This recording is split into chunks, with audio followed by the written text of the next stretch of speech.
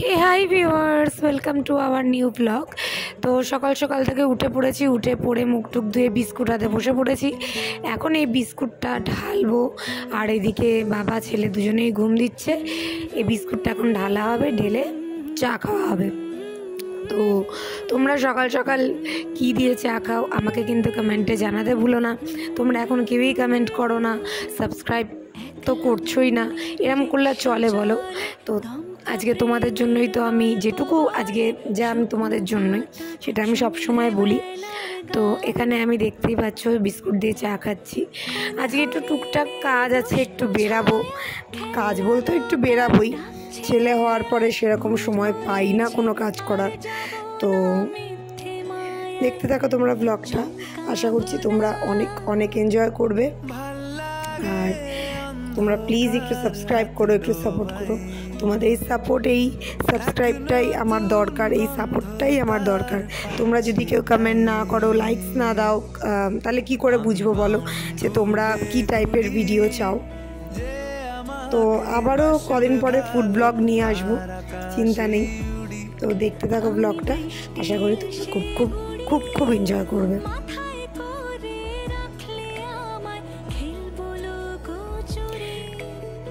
তো এখানে আমি রেডি হয়ে গেছি বাজারে যাওয়ার জন্য।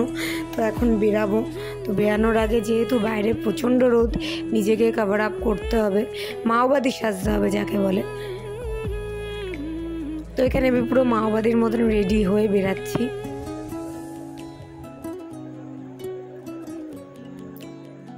জুতোটা পরে নিচ্ছি, আর এত রোদ, নিজেকে না ঢাকা ছাড়া আমার কাছে কোনো উপায় নেই। আর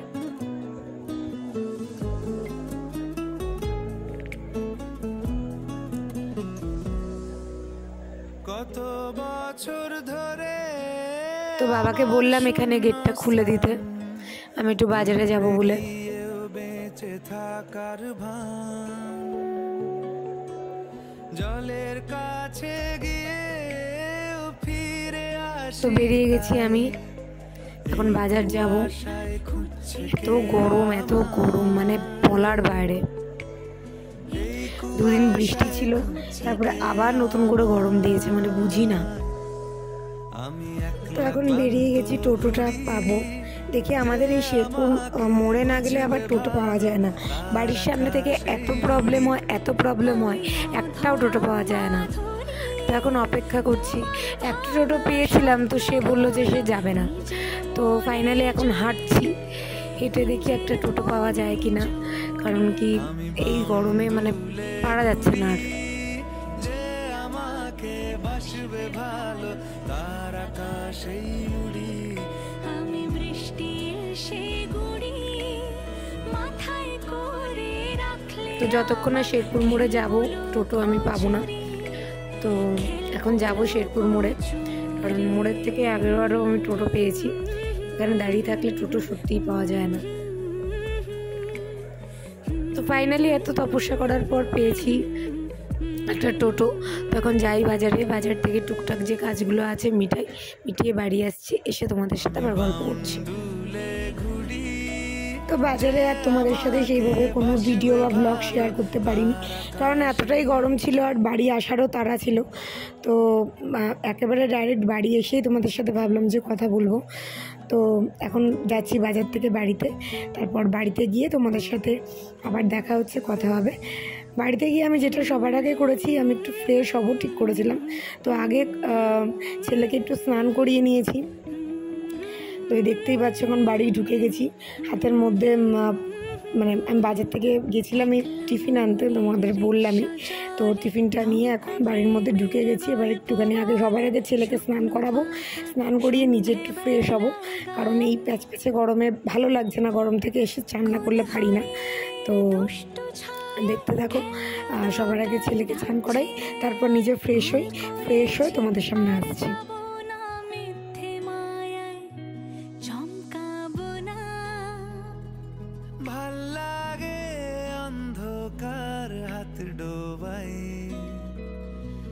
এক নতুন গন্ধ তার পাচ্ছি, তাই আমি বাউন্ডুলে ঘুরি যে আমাকে আমাকে বাসবে ভালো তার আকাশেই উড়ি আমি বৃষ্টি তো ফ্রেশ হয়ে চলে এসেছি স্নান টান করে।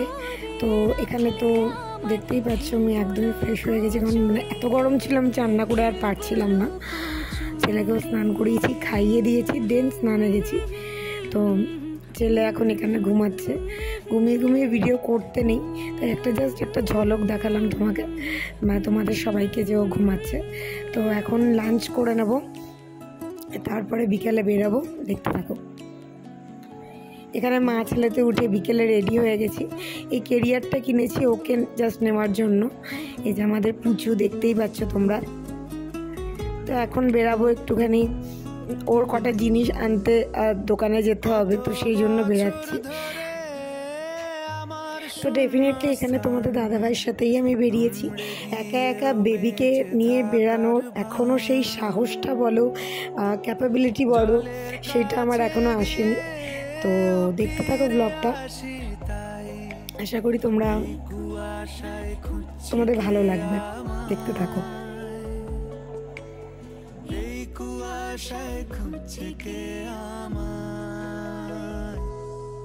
আমি একলা ক্লান্ত ঘুরি, যে আমাকে বুঝবে ভালো তার আকাশেই উড়ি আমি অধরা মাধুরী, তোমার ভাঙা স্বপ্নগুলো নিজের মনে জুড়ি, নিজের মনে জুড়ি আমি বাউন্ডুলে ঘুরি, যে আমাকে বাসবে ভালো তার আকাশেই উড়ি আমি বৃষ্টি সে গুড়ি, মাথায় করে রাখলে আমায় খেলবো লুকোচুরি, খেলবো লুকোচুরি।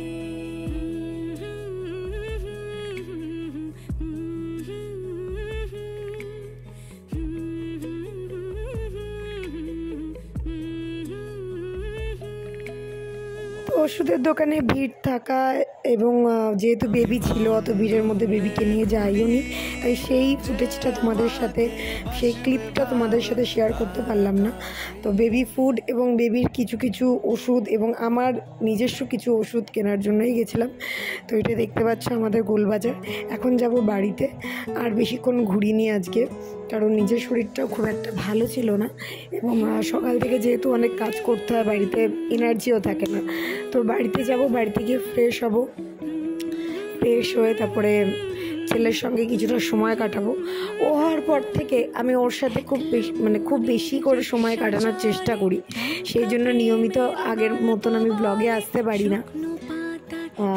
ভালো লাগে ওর সাথে সময় কাটাতে এবং খুব এনজয় করি, এই মাদারহুডটাকে প্রচণ্ড এনজয় করি, এই টাইমটাকে প্রচণ্ড এনজয় করি।